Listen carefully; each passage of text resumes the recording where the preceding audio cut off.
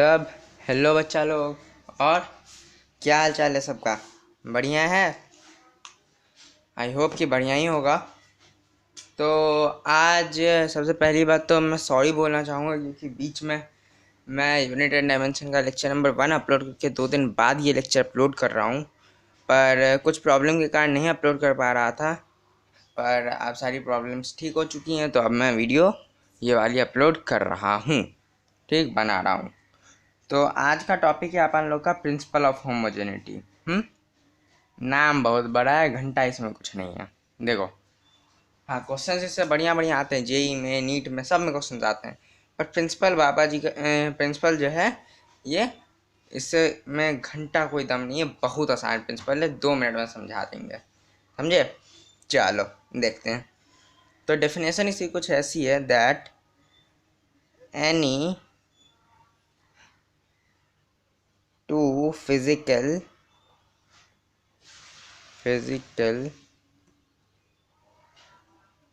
quantities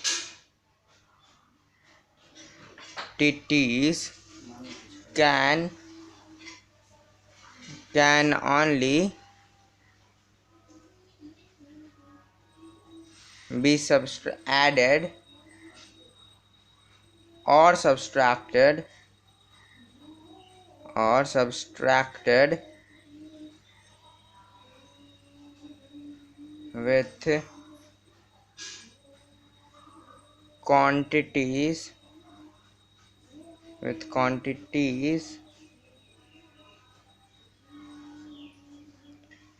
be added or subtracted with quantities having same dimensions। ठीक है, अभी तुम लोग इतना देखो, इसके मतलब को तुम लोग सोचने का कोशिश करो, तब तक मैं आता हूँ थोड़ा सा। ठीक, जल्दी करना।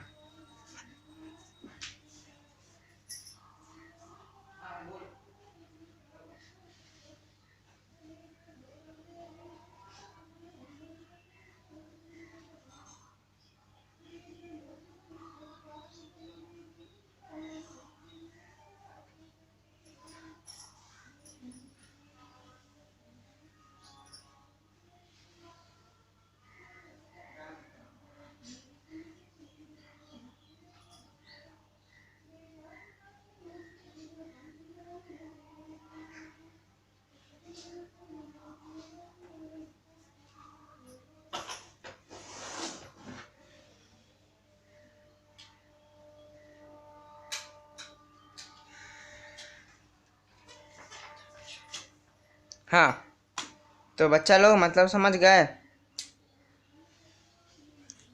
अब हम समझा देते हैं, क्या लिखवाया है हमने इतना लंबा चौड़ा। देख लो, 2 फिजिकल क्वांटिटीज तभी ऐड और सब्सट्रैक्ट हो सकती हैं। सॉरी, एनी फिजिकल क्वांटिटी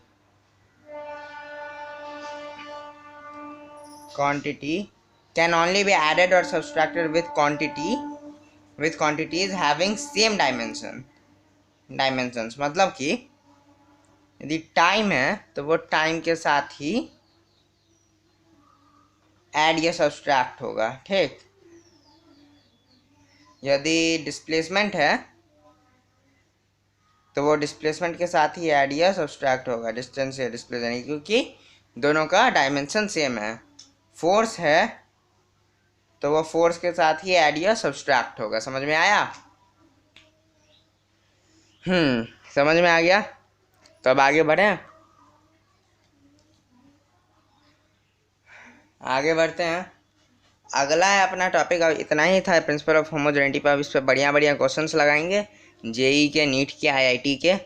ठीक, और उसके बाद फिर इस पर अपना बाकी का कंसेप्ट क्वेश्चंस के साथ सीखेंगे। तो ओ भाई साहब, हाँ, ये तो हो गया। अब इसके आगे हम क्वेश्चंस लगाएंगे। 1 सेकंड रुक जाओ यार।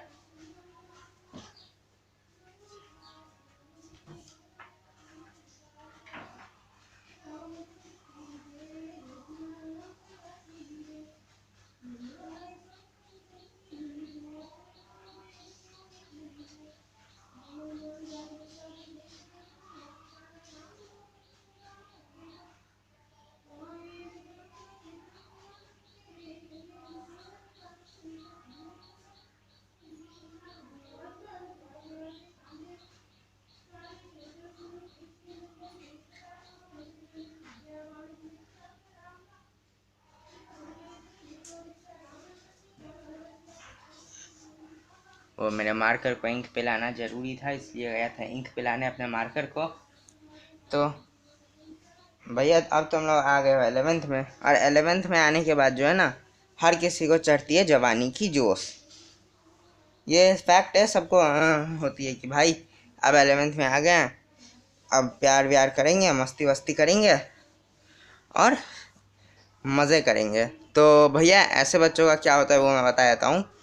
मुझे याद है जब मैंने अपने भैया से पूछा था, मीन्स एक हैं क्लास की 12th के भैया थे, उनसे पूछा तो एक बार स्कूल में क्या हुआ था कि हमारे यहाँ जो है ना, और सबके यहाँ होती है, एक लड़का था 11th में, ठीक, उसको घंटा कुछ नहीं समझ आता था इसमें, साइंस में, ठीक। जब वो 10th में था तो उसने मुझे बोला था कि भाई मेरा पहला है कि मैं आर्ट्स लूँगा, दूसरा कॉमर्स, तीसरा सुसाइड और चौथा साइंस।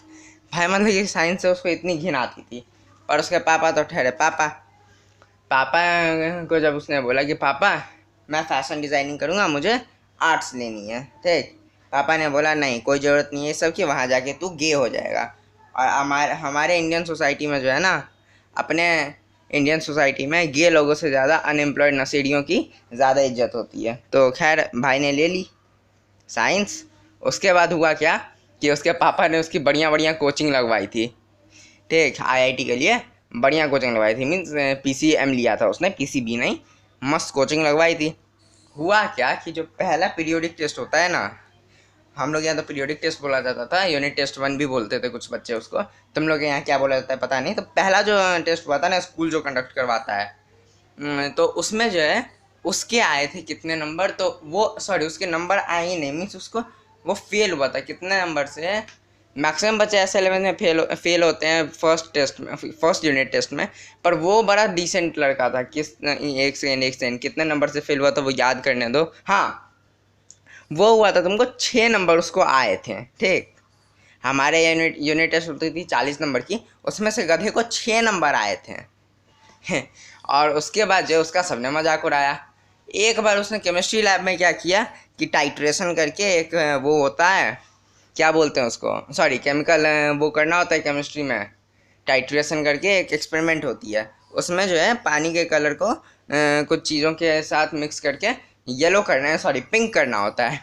भाई ने क्या किया, पर उसमें एक होती है ट्यूब और उसके नीचे होता है एक फ्लास्क। भाई को पानी का कलर चेंज करना था फ्लास्क में।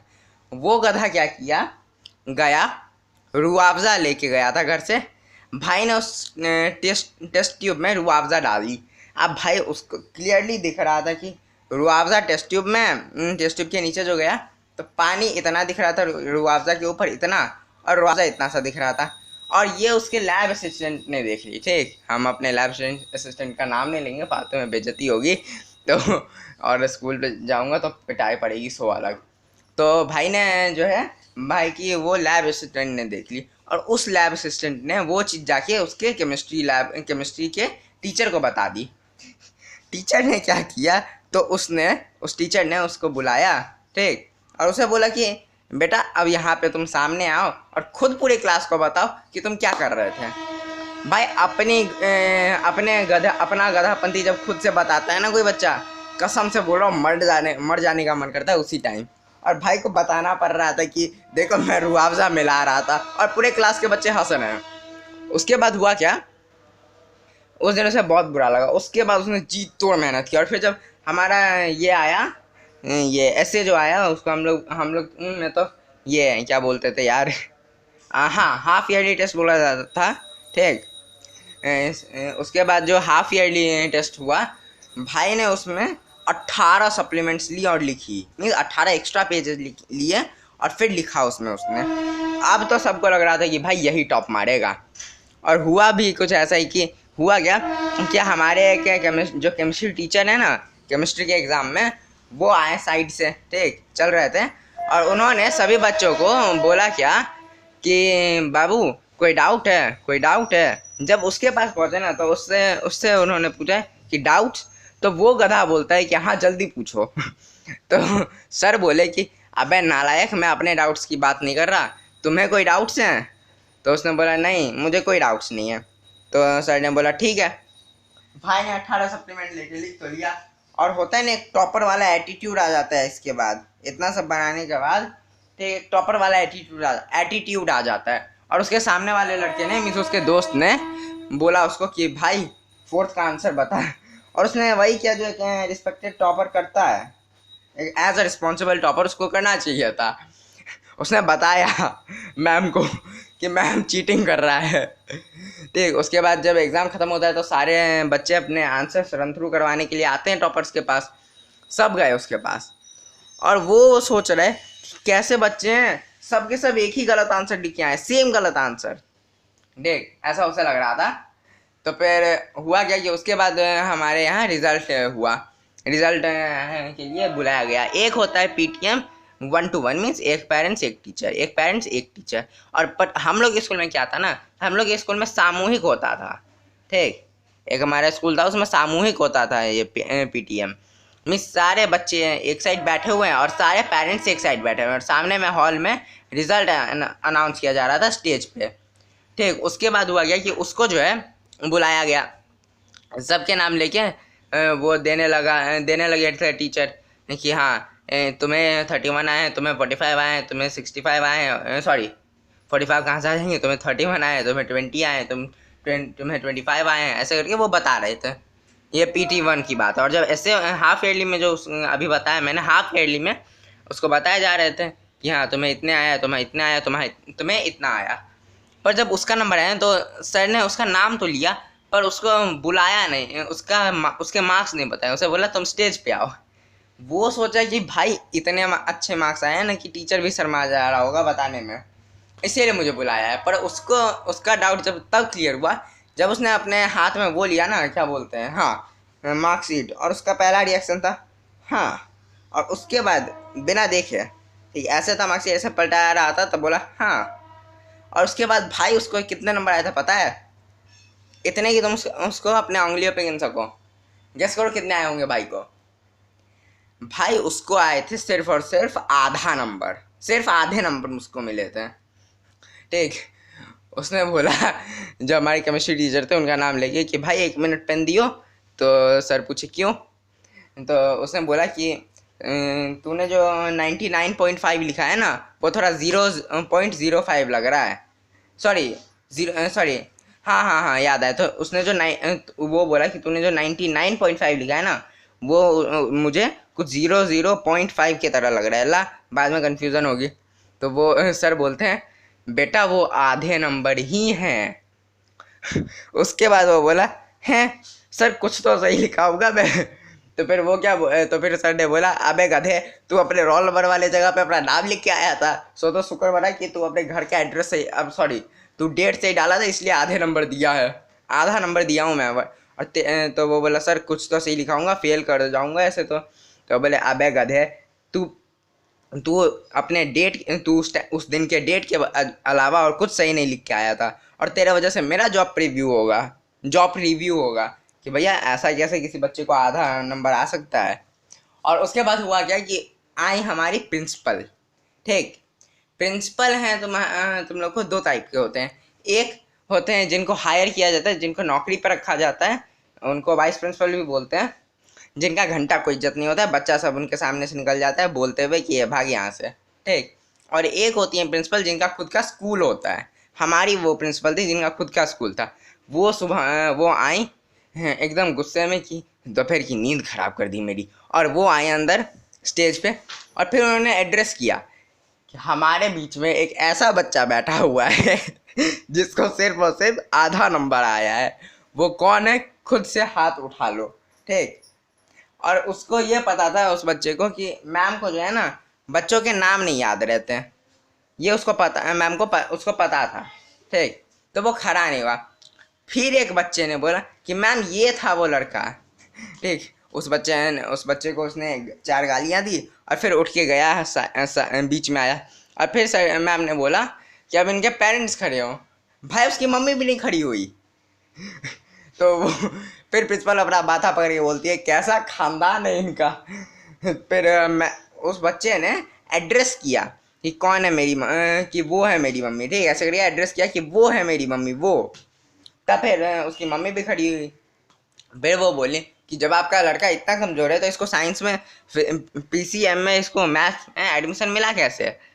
तो फिर उसकी मम्मी ने बोला कि कैसे मिला, मतलब क्या, आप ही को तो 50,000 रुपये दे के करवाया था एडमिशन। देख, अब वो बच्चा शौक, इसलिए नहीं कि उसको 50,000 रुपये दे के एडमिशन मिला, इसलिए कि उसके पास 50,000 रुपये थे।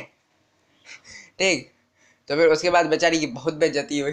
तो ऐसे ऐसे नमूने होते हैं जो प्यार मोहब्बत वाली चक्कर में फंसते हैं। पर ये तो बड़ा डिसेंट केस था, मुझे इस पर आज भी हंसी आती है। पर खैर, अभी वो सच में फैशन डिज़ाइनिंग कर रहा है और अच्छा कर रहा है।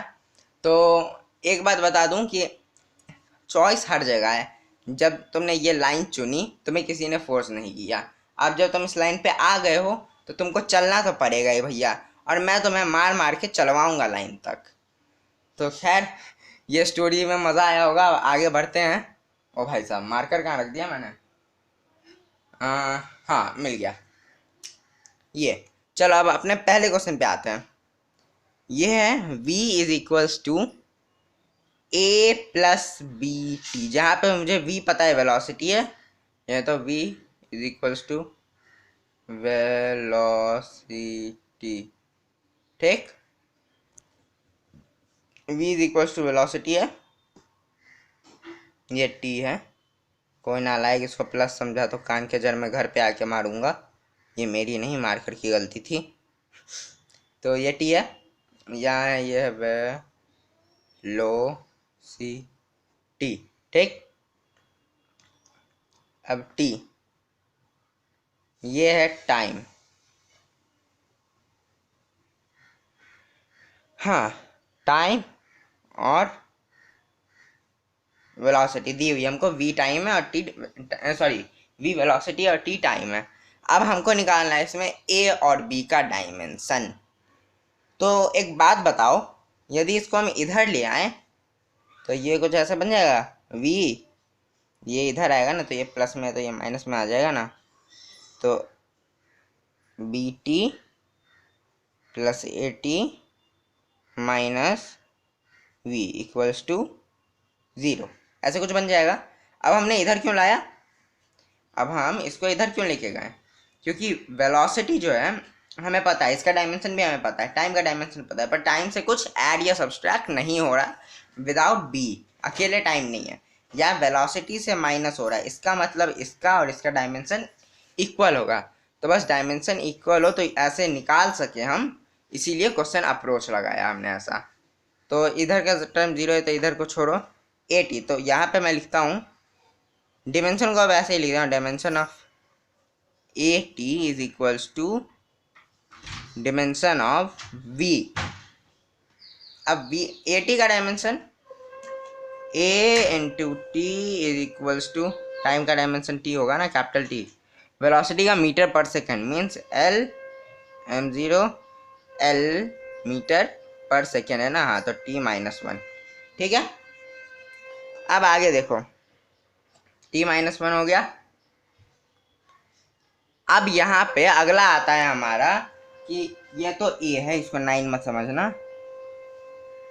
अब यहाँ पे सेट a का डायमेंशन, ये t नीचे जाएगा तो ये हो जाएगा अपॉन t, तो ये एक और t minus 1, t minus 1, t, ये भी नीचे ही रहेगा ना। यदि इसको ऐसे लिखूँ मैं, मीटर पर सेकेंड है ना, तो ये t नीचे है तो t into t, T square, तो t माइनस 2। तो a का डायमेंशन होगा m0 l1 t,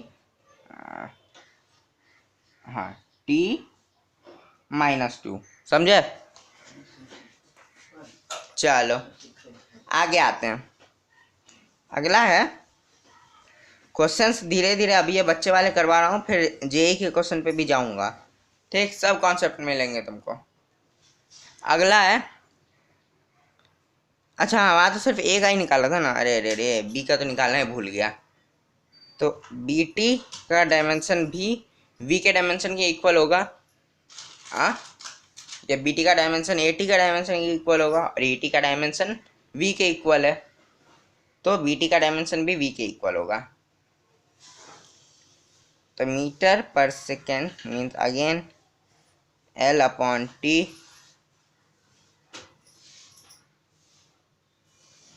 L upon t equals to b into time का डायमेंशन टी ही होगा, ये टी नीचे जाएगा, b is equals to L upon t into t,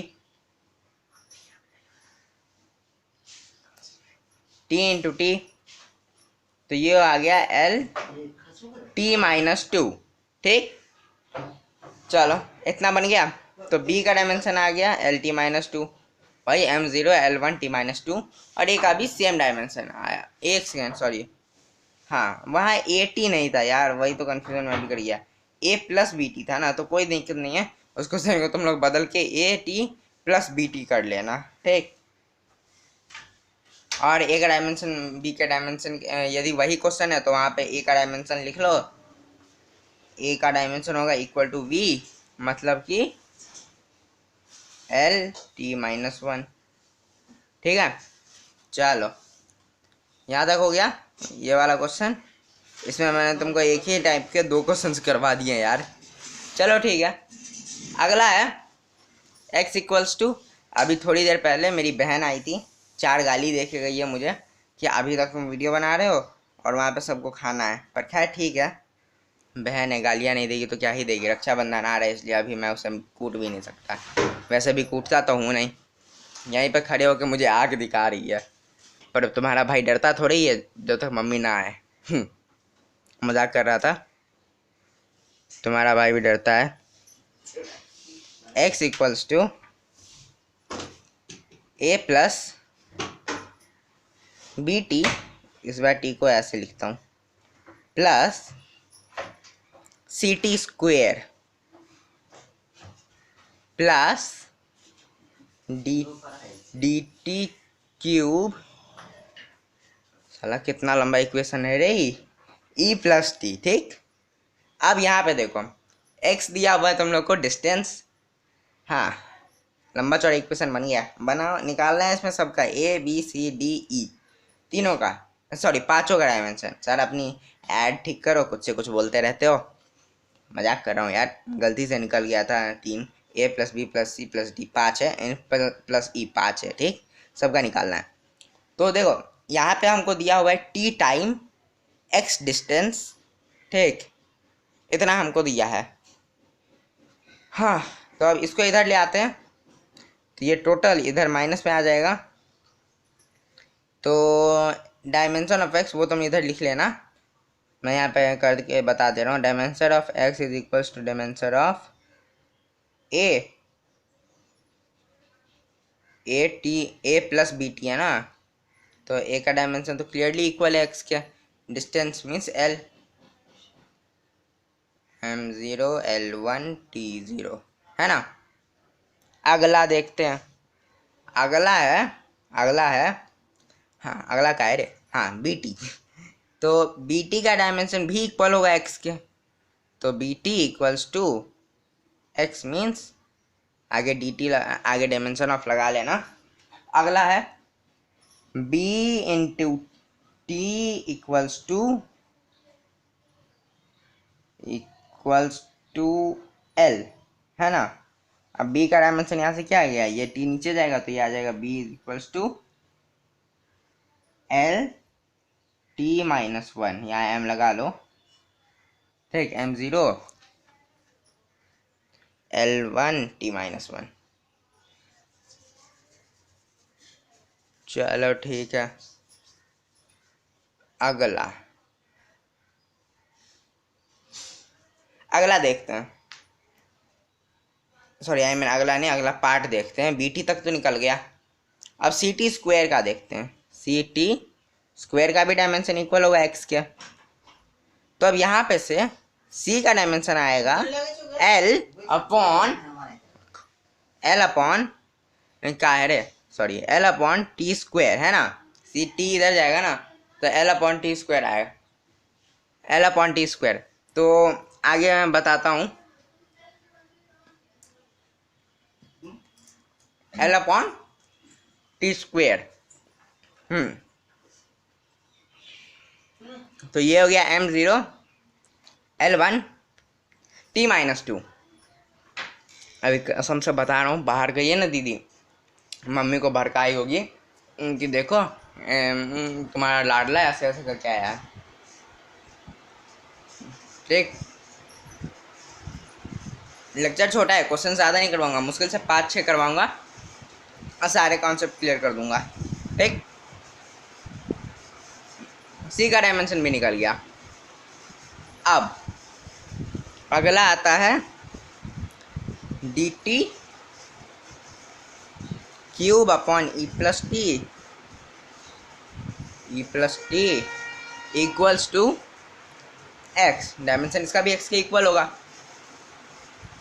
तो देखो ई का डायमेंशन तो टी ही होगा, क्योंकि टाइम का डायमेंशन टी और टाइम से प्लस हो रहा है ई, इसका मतलब डायमेंशन ऑफ ई होगा टी के इक्वल। तो यहाँ लिख देता हूँ ई का डायमेंशन m0 l0 t1। ठीक, अगला देखते हैं D t cube.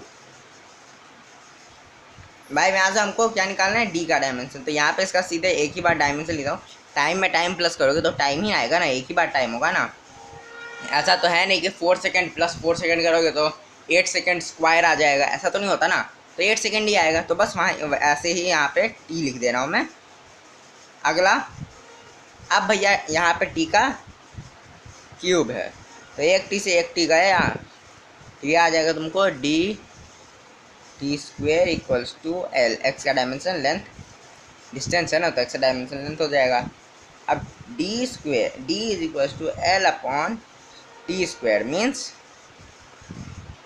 D is equals to m0 l1 t-2। समझ में आया? एक सेकेंड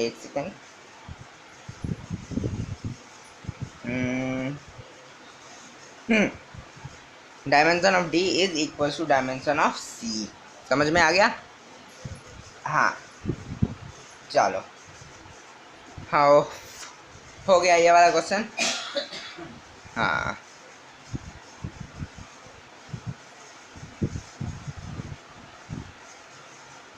हाँ चलो, अब अगले क्वेश्चन पे जाता हूँ। हाँ 2 क्वेश्चन हुए हैं अभी तक।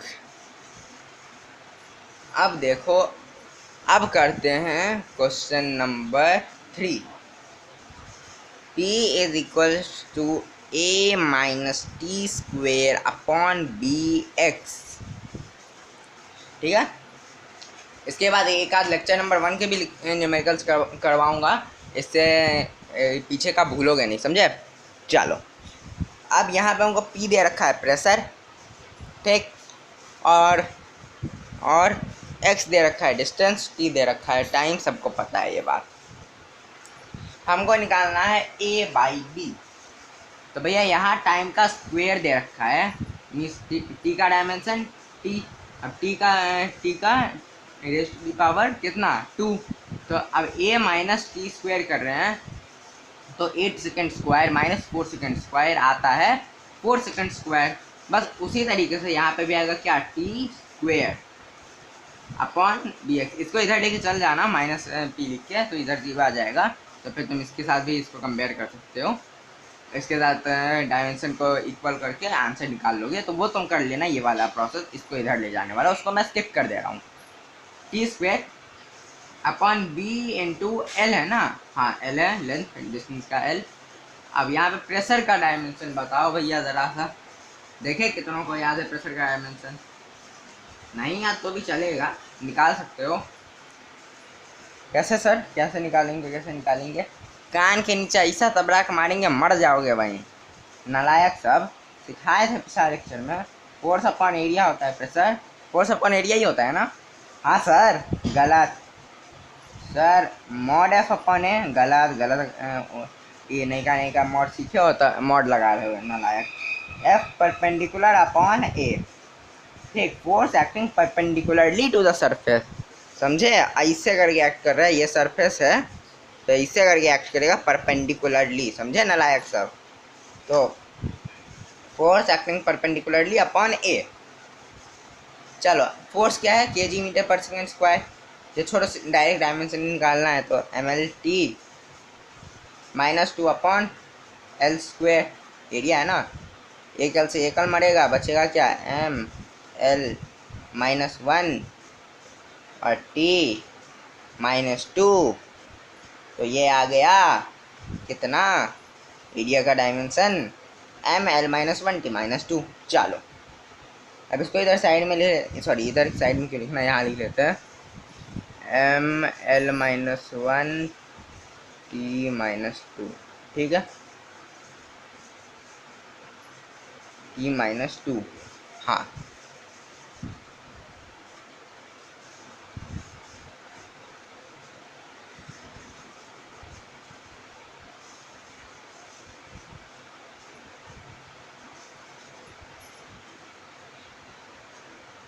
टी माइनस टू, ये आ गया equal T square upon B into L के। तो अब इसको हटाओ और आगे का काम हम करना चालू करते हैं। तो हाँ, अब बी का डायमेंशन चाहिए ना हमको। तो dimension of this will be equal to dimension of this है ना। तब बी को इधर लेके जाएंगे और इसको नीचे लेके आएंगे। तो बी इज इक्वल्स टू क्या हो जाएगा, टी स्क्वेयर टी स्क्वेयर। ए का डायमेंशन पता चल गया है ना, टी है, टी स्क्वेयर है। तो इसमें सिर्फ ए और बी ही नहीं, ए बाई बी भी निकालना है, ए बाई बी को भी निकालना है। तो टी माइनस टू, हाँ, L into L minus one T minus two और एम, ये एम एल टी है ना, इसको थोड़ा उल्टा फॉर्मेट में अरेंज करके लिख दिया हूँ, एम टी स्क्वायर को बीच में लिख देते हैं, टी स्क्वायर। ठीक है,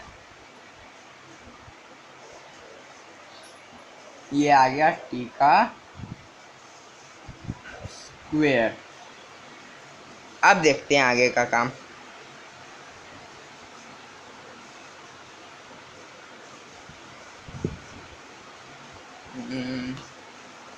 चलो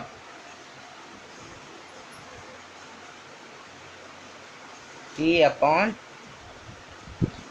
टी स्क्वायर अपॉन ना, हाँ ये आएगा एल, एल, हाँ यहाँ पे एल तो था ही, और ये आएगा into M L minus one into T minus two, है ना।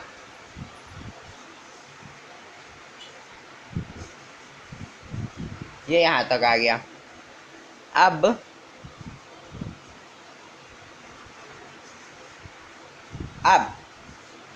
t माइनस टू है, मतलब कि ये वन बाई टी स्क्वायर होगा तो ये ऊपर चला जाएगा, तो ये आएगा यहाँ पे, और ये l भी ऊपर जाएगा, तो ये हो जाएगा अपॉन में l इंटू एम, यहाँ पे आएगा into T square into l, है ना। यहाँ पे ऐसे ही कुछ आएगा, रुको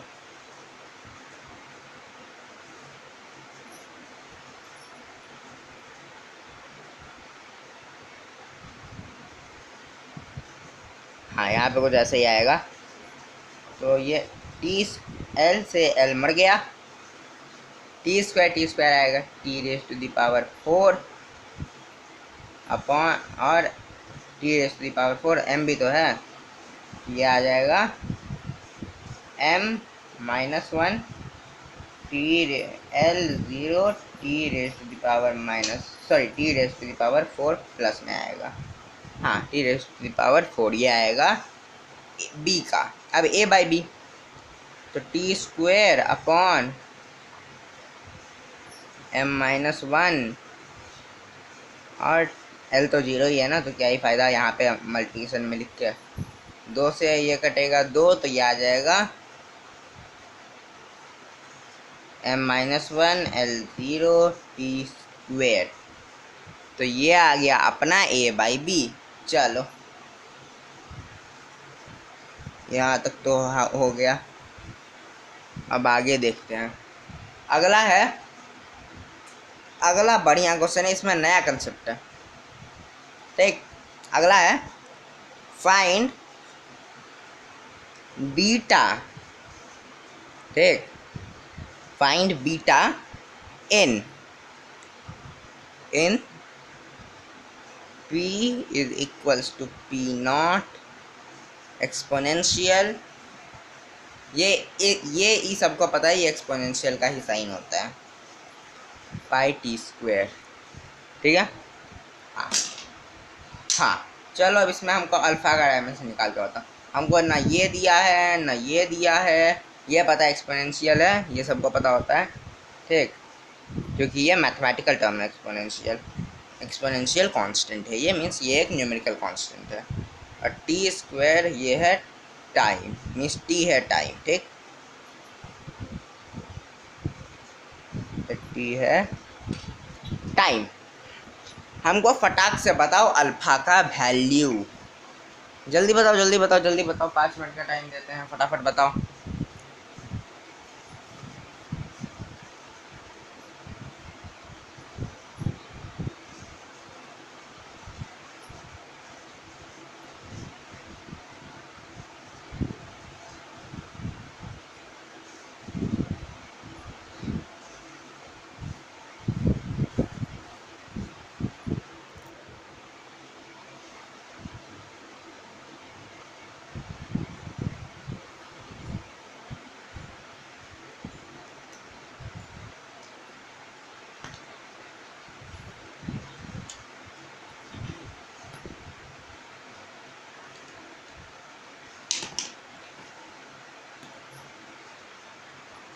हाँ बताओ बताओ बताओ बताओ, बना लिए?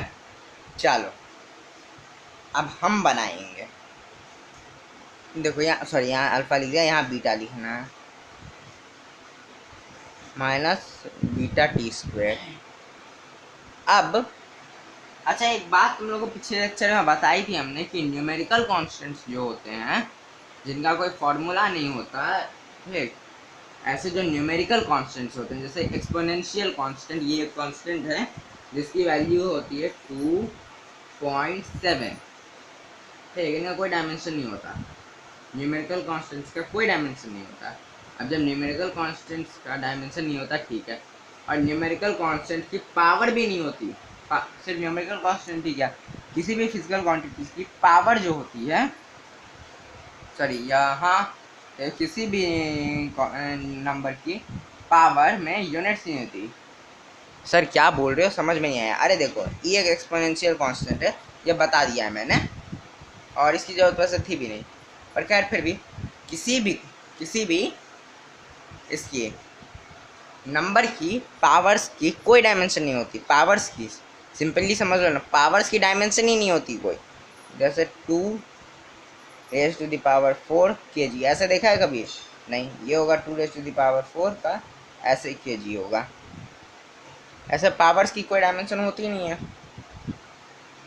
ठीक, तो भैया पावर्स की कोई डायमेंशन होती ही नहीं, और हमको टी पता है, टी स्क्वायर की टी टाइम है, तो यहाँ से हम निकाल लेंगे अल्फ़ा टी स्क्वायर, माइनस का तो खैर वैसे भी कोई डायमेंशन नहीं होगा, तो alpha T square is equals to m0 L0 T0, है ना? सब इसका 0 है, बिल्कुल तुम्हारे तरह मजाक कर रहा हूँ। तो ये हो गया beta equals to m0 L0, ये टी स्क्वायर नीचे जाएगा ना, तो ये हो जाएगा t-2। ठीक, m0 L0 t-2, बीटा का डायमेंशन आ गया। समझ में आया? हाँ सर। चलो अब इसी का अगला एक जेई का क्वेश्चन उठाएं। जेईई का सर, हम तो अभी छोटे बच्चे, 10 दिन हुआ है रिपोर्ट, 10 दिन सॉरी आधा महीना भी नहीं हुआ रिपोर्ट कार्ड मिले हुए, और अभी हम जेई के क्वेश्चंस बनाएंगे। अरे सब कर लोगे, देखो तुम। तुम्हारा भाई साथ में है ना, दिक्कत क्या है। तो इसमें बीटा की वैल्यू निकालनी है तुमको, जिसमें p is equals to alpha upon beta. ये बीटा है, बेटा नहीं, समझे। अगला बीटा और e minus alpha z upon K theta, K theta, ठीक। अगला, अब तुम इसका, मैं तुमको आराम से टाइम दूंगा, तुम आराम से कंसेप्ट उड़ा दोगे, धुआं धुआं कर दोगे। चलो ट्राई करो, और जब तक तुम ट्राई करते हो तब तक मैं अपनी शरबत पी लूँ।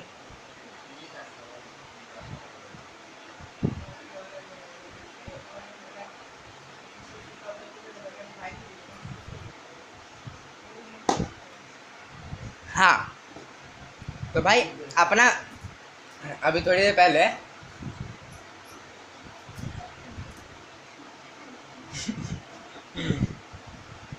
अभी नहीं बोलूँगा भाई, बाद में बोलूँगा, मम्मी बगल में कही है।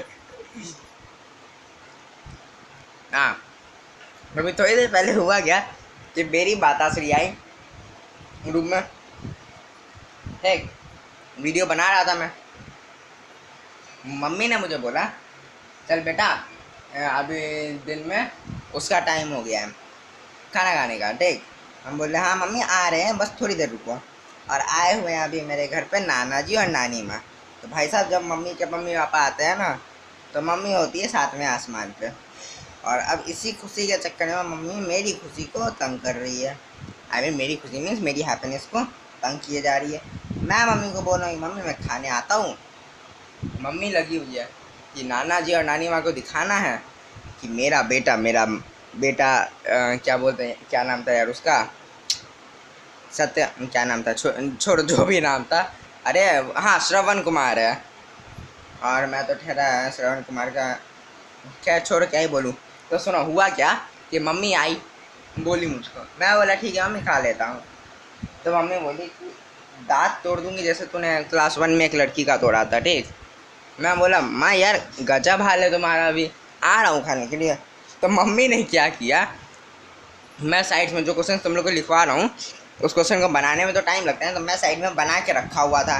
और मम्मी ने क्या किया भाई, मेरे ही इससे जिसे मैं बोर्ड क्लीन करता हूँ उससे मेरे टोटल क्वेश्चन क्लीन कर दिए। पर बाय गॉड ये लास्ट क्वेश्चन मैं बचा लिया। ये लास्ट क्वेश्चन लिख चुका था, तो अब मम्मी का पोपट हो गया। अभी बाहर जाऊँगा तो मम्मी मेरा पोपट करेगी डंडे से, पर खैर ठीक है। हाँ ये क्वेश्चन बना दो, तक मैं तुम लोग एक बात बताता हूँ। 1 में हुआ क्या थे, हम लोग छोटे छोटे बच्चे चड्डियों वाली पैंट पहन के घूमते थे स्कूल में, भाई हाफ पैंट। और उसमें हुआ क्या कि होता था कि एक टीचर होती थी 1-2 में जिनसे पूरा क्लास डरता है, ठीक। होमवर्क वगैरह सब करके जाऊँ कोई दिक्कत नहीं है, पर उनसे फिर भी पूरा क्लास डरता है। हमारी भी एक ऐसी टीचर थी, नाम नहीं लेंगे, ठीक, पर थी एक ऐसी टीचर। उनके साथ हुआ क्या कि उनके साथ एक गजब दिक्कत था कि उनका इस बार पीरियड था लंच टाइम के बाद, ठीक, लंच के बस नेक्स्ट पीरियड में, जिसको हम लोग तो अपने यहाँ पे रिसेशन बोलते हैं, ठीक। ये लंच हो गया, लंच हो गई, अब लंच करनी है, ठीक। तुम लोग यहाँ क्या बोलते हैं पता नहीं। तो हुआ था लंच के बाद था, मैं गया, ठीक। और उस टाइम पे पानी जो होती है ना भरना था मुझे, ठीक, पानी ख़त्म हो जाती थी तो पानी भरना था। तो हुआ क्या कि वाटर प्योरीफायर के बगल में, ठीक, मैं गया, लाइन लगी हुई थी, मैं भी खड़ा। और भाई उस टाइम पे सबको क्लास में जाने की जल्दी थी, क्योंकि वो मैम यदि क्लास में आ गई उसके बाद कोई बच्चा क्लास में गया तो भाई पहले तो उसकी बेइज्जती होगी, फिर मैम के पास एक मेटल स्केल थी उससे पिटाई पड़ेगी, और लास्ट में ये सब होने के बाद लास्ट में होगा क्या, तो बेटा क्लास से बाहर जाओ। क्लास से बाहर भी जाते हैं ना तो एक होता है इंचार्ज, भाई इतना गधा होता है ना, वो मन तो करता है इतनी गालियाँ लूँ, गधे को अपने काम से काम नहीं है। क्लास के बाहर खड़े हैं तो वो अलग लेके जाएगा टीचर के, प्रिंसिपल के पास कि देखो ये बच्चा क्लास में के बाहर खड़ा था। उस टाइम पे तो मन करता है कि उसको जिंदा गाड़ दे वहीं पे, पर खैर 1-2 के बच्चे उतना दिमाग था नहीं, वो अलग पूछने लगा। तो मैम आके बोलती है कि नहीं मैंने इसे खड़ा किया। और मैंने क्या किया था कि मैंने सुबह में ही, मैं तुम्हारा भाई था बड़ा गंदा बच्चा, आई मीन टू से बड़ा बदमाशी करता था। मैंने क्या किया कि मेरे दोस्त के पास जो है ना वो फोम कटर लाया हुआ था, मैं उस फोम कटर से उनके टायर को पंचर कर दिया। और उसके बाद सर बोले इसको तो बाहर रखिए ही रखिए, ठीक, और वो निकल पड़े और उनको पता चल गया था कि मैंने किया है। तो खैर हो गया।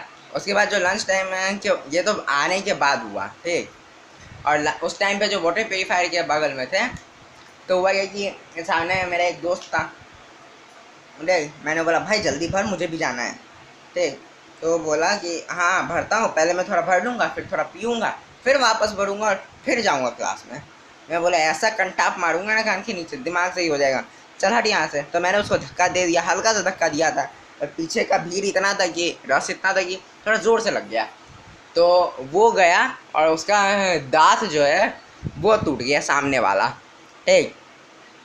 हाँ भाई बच्चों के मुंह से खून बहता है ना, तो लोगों को बड़ी बड़ी दया होती है। ओ भाई मर्सी हो गई, कितना छोटा बच्चा है खून बह रहा है। जैसे 9-10 के बच्चे के तो खून लाल होते ही नहीं, उनके खून तो काले होते हैं। पर खैर फिर भी ठीक ही बात है, ये छोटे बच्चे होते हैं। तो हुआ क्या कि उनके पास उसकी जो दांत टूटी ना, तो वो गया सीधे सीधे इंचार्ज के पास। और इंचार्ज पागल मुझसे मुझसे वो भड़क के बैठा हुआ था। वो बोला कि तू पहले क्लास में जा, फिर बाहर आ, बाहर जब निकलेगा तब लेके जाऊंगा तुझे। और उसे लेके गए फर्स्ट एड के लिए, ठीक। उनके पेरेंट्स को बुलाए थे, उनके पेरेंट्स को भी उस टाइम बुलाया जा रहा था फ़ोन करके। मैं गया, जो सब बताया वो सब हुआ। बाहर में जब खड़ा था तो इंचार्ज आके अलग बता दिया टीचर को, उसको तो पहले फर्स्ट एड दिए, थोड़ा सा खून वून पूछा, उसके बाद आके इंचार्ज को अलग, टीचर को अलग बताया। टीचर ने पहले 2 स्टिक लगाई कस के, उसके बाद फिर प्रिंसिपल के पास गए। और हुआ कि प्रिंसिपल के पास तो गए, उसके पेरेंट्स को बुलाया गया जिससे उसको फर्स्ट एड अच्छे से मिले, मिस थोड़ा मोड़ा जो डेटा वगैरह सब लगाए वो भी लगा दें, वो तो लगा ही रहता है। और उसके बाद पेरेंट्स को पता तो चले तो लेके जाएं, ठीक। प्रिंसिपल के पास लेके जाया गया और मेरी खड़ूस बहन को भी बुलाया गया, ठीक, कि एक गार्जियन रहना चाहिए। और वो ऐसी पागल कि उसने अंदर में तो बोल दिया है प्रिंसिपल के सामने कि हाँ हाँ बच्चा है, हो गया, सॉरी सॉरी, और बाहर लेके आई। बाहर लेके आए उसके बाद जो हमारे सीढ़ी जो हमारा ये होता था ना स्टेयर के सीढ़ी, उसके बगल में एक छोटा सा कॉरिडोर था भाई, उसमें ले जाके पहले तो वहीं मुझे फट के पड़े। उसके बाद फिर घर आया, घर आके खाना क्या ही खाता, खाना खाने से पहले तो मम्मी की मार खाई, दीदी आके सब बकरी, उसका मुंह तो बंद रहता नहीं है। उसके बाद रात में हुआ और कांड कि क्योंकि 8 बजे पापा आते दुकान से, और पापा रहते थे उस टाइम थोड़े से भड़के हुए मुझ पर, ठीक। हाँ थोड़ा सा कांड ज़्यादा किया हूँ इसलिए पापा भड़क के रहते थे। तो हुआ क्या कि पापा के पास जो गया ना मैं, तो पापा ने, मम्मी ने बोला कि अच्छा अब 8 बजे पापा आते हैं फिर पापा भी तुझे बताएंगे। मैं बोला यार ये क्यों तिल आके बच्चे को मार रहे हो, सब एक ही बार कूट लो ना। ठीक। पापा 8 बजे आए, पापा सुने, पापा ने मुझे नहीं मारा, पापा बोले क्या ही मारे इसे, इसका तो दिख ही रहा है, पैर ऐसे ही काँप रहा है। पापा ने बोला कि ठीक है कोई बात नहीं। उसके अगले दिन मुझे स्कूल जाने की हिम्मत नहीं हो रही थी कि भाई गया तो अलग, वो लड़का तब ठीक हो गया होगा, दांत टूटा था हाथ थोड़े, वो अलग मारेगा मुझे। मैं ये सोच के जा नहीं रहा था स्कूल, पर मेरी बहन वो रूल्स की इतनी पक्की कि बिना मेडिकल प्रॉब्लम के स्कूल नहीं बंक करने देगी मुझे लेके गई स्कूल। और मैं सोच रहा था भाई तू बड़ा होने दे फिर तुझे बताता हूँ, बड़ा होने की क्या ही ज़रूरत पड़ी। उसी रात को मैंने उसको बताया, कैसे वो बताता हूँ अभी थोड़ी देर में, ठीक। उसके बाद हुआ क्या कि मैंने उसको बोला कि हाँ चलो हो गया, स्कूल गया, धीरे सॉरी वॉरी बोला, फिर ठीक था, लड़के लोग में ज़्यादा कोई दिक्कत होती नहीं है। और फिर जब मैं घर आया ना, तो मैंने बोला अच्छा बेटा अब तुझे बताता हूँ मैं। रात में वो सोई, मैं था रात का उल्लू, मैं रात में जल्दी सोता ही नहीं। यदि मुझे 3 बजे उठना है ना तो मैं 2 ही बजे उठ जाऊँगा बिना अलार्म के, पर सुबह में 5 बजे उठने में दिक्कत होता है मुझे, अब पता नहीं ऐसा क्यों, पर होता है। 3 बजे मुझे बोलोगे उठना है, 4 बजे से पहले मुझे जब बोलोगे उठना मैं बिना अलार्म के उठ जाऊँ, पर 4 बजे के बाद जो बोलोगे तो नहीं उठा होता है मुझसे। तो ऐसा ही हुआ, मैं 2 बजे उठा। 2 बजे दीदी सोई थी, ठंडी का मौसम था, सॉरी गर्मी का मौसम था, दीदी सो रही थी।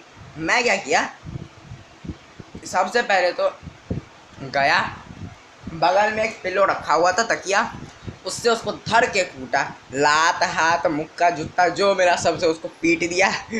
उसके बाद सुबह अगले दिन संडे था, ठीक, तो उसके बाद उसके बाद वो उठी संडे के दिन और बोली यार पता नहीं मेरा देह हाथ बहुत दर्द हो रहा है। और मैं हंस रहा था। मम्मी ने बोला उस टाइम तो भैया छोटे से थे, मम्मी के बगल में सोते थे। मेरी दीदी मुझसे 4 साल बड़ी है। मैं था 1 में, वो थी 5 में, हाँ 5 में थी। मम्मी के बगल में सो रहा था, दीदी अलग सोती थी सेम रूम में दूसरे बेड पे, और एक रूम में बाबा सोते थे और एक रूम खाली पड़ा रहता था। मन किया तो कोई सो गया, नहीं पड़ा तो नहीं सोया, ठीक। मम्मी ने मुझे देख लिया था कूदते हुए। मम्मी सुबह उठते ही दीदी को बता दिया, दीदी को मम्मी ने बताया कि ये तुमको कूटा है। अब भाई सुबह से जो मैं कुटाया था ना, उसके बाद से मैं किसी को मारना ही भूल गया। तो ये थी मेरी स्टोरी। अगला अब इस क्वेश्चन पे आते हैं और इस लेक्चर को फटाक से ख़त्म करते हैं, ठीक।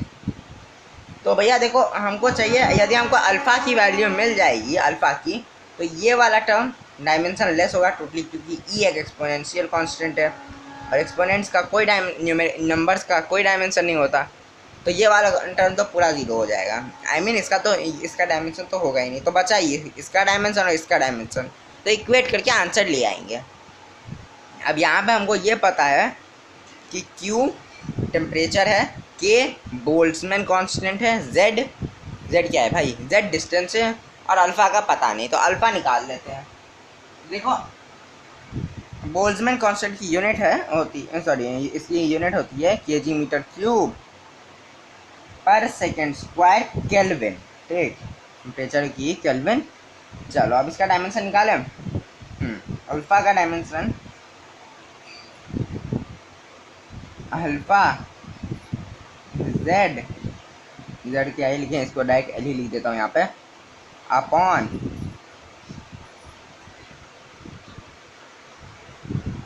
इसकी यूनिट होती है बोल्ट्जमैन कांस्टेंट की kg मीटर क्यूब पर सेकेंड स्क्वायर केल्विन, ठीक। Alpha into L upon K theta, के थी बोल्ट्जमैन कांस्टेंट, ये केल्विन है, ठीक, इसको थीटा ही लिख लो। तो अब ये आएगा तुमको m l cube T square पर में है ना, तो ये ऊपर जाएगा, और ये थीटा जो है ये तो यहीं रह जाएगा इंटू थीटा, और ये टी स्क्वायर और ये केल्विन, ये ऐसे है ना, बाई में है ना एस स्क्वायर और ये वाला केल्विन, तो ये ऊपर जाएगा, तो हो जाएगा टी स्क्वायर और क्यू, ठीक, ये आएगा, हाँ ये आएगा। चलो तो यहाँ से थीटा कट जाएगा, हाँ एक एल से एक एल कट जाएगा, हाँ, तो यहाँ आएगा alpha T square upon m l square equals to, भैया इसका तो डायमेंशन एटलीस्ट लास्टली 0 ही, m0 l0 और t0 ही है, तो m0 lb0 tb0। अब ये इधर जाएगा तो ये हो जाएगा l स्क्वायर, ये ऊपर जाएगा ना, और ये t माइनस 2 ये नीचे आएगा, और ये mb1 हो जाएगा, ये इधर ऊपर जाएगा ना, तो m l स्क्वायर और ये नीचे आएगा तो t माइनस 2, ठीक। मतलब ये आएगा तुमको m1 l2 और t माइनस 2। चलो अब अल्फ़ा की आ गई है वैल्यू। अल्फ़ा की वैल्यू कैसे आई, इसको उधर लेके गए ना, तो अल्फ़ा की वैल्यू हमें मिल गई, बहुत बढ़िया। अब अल्फ़ा की वैल्यू मिल गई है, तो अब यहाँ पे P is equals to pressure, ये हमको पता है, ठीक। तो प्रेशर का डायमेंशन क्या होता है, m l माइनस 1, पिछली बार निकाला था t माइनस 2, वापस भी निकाल सकते हो फोर्स अपन एरिया करके, ठीक। तो इक्वल्स टू, अब अल्फ़ा, इसको इतना वाला पार्ट हटा दें, हाँ हटा दो, अल्फ़ा डायमेंशन यहाँ लिखे हुए हैं, equals to dimension of this, वो लिख लेना तुम लोग, dimension of this is equals to this. मैं तुम लोग को कॉन्सेप्ट समझा रहा हूँ। Is equals to dimension of alpha upon beta. Alpha का डायमेंशन पता है, बीटा इधर जाएगा, ये नीचे आएगा, तो हमको बीटा का डायमेंशन मिलेगा। ये आएगा beta equals to M L M. यदि 1 नहीं भी लिखो तो भी, और ऐसे ही है, 1 नहीं भी लिखो तो इसको 1 ही काउंट किया जाएगा, ये सबको पता है। एल स्क्वायर टी माइनस 2, ठीक है, अपॉन बीटा का, सॉरी ये तो हो गया अल्फा, और ये प्रेशर वाला नीचे आया ना, तो ये M L minus 1 T minus 2, ये टी माइनस टू कट जाएगा। कैसे सर, ऐसे कैसे कट जाएगा? जो मन में आया काट दोगे क्या? अरे देखो रुको, इतना वाला पार्ट हटाने दो, ये सब बेसिक एक्सपोनेंट्स है, पर नहीं समझ आ रहे कोई बात नहीं, हो जाता है। एम एल स्क्वायर 11-12 में तुमको जो है ना, ऐसा नहीं होगा कि भैया ऐसे कैसे कर ले, ठीक, ये कैसे पूछे सकते, कुछ भी पूछ सकते हो। टी माइनस 2 है तो ये आएगा 1/t², और ये भी आएगा 1/t², तो ये 1/t² आएगा ना, तो ये t² जो होगा 1/t², इसको यहाँ लिख दूँ 1/t², ये ऐसे ही आएगा ना।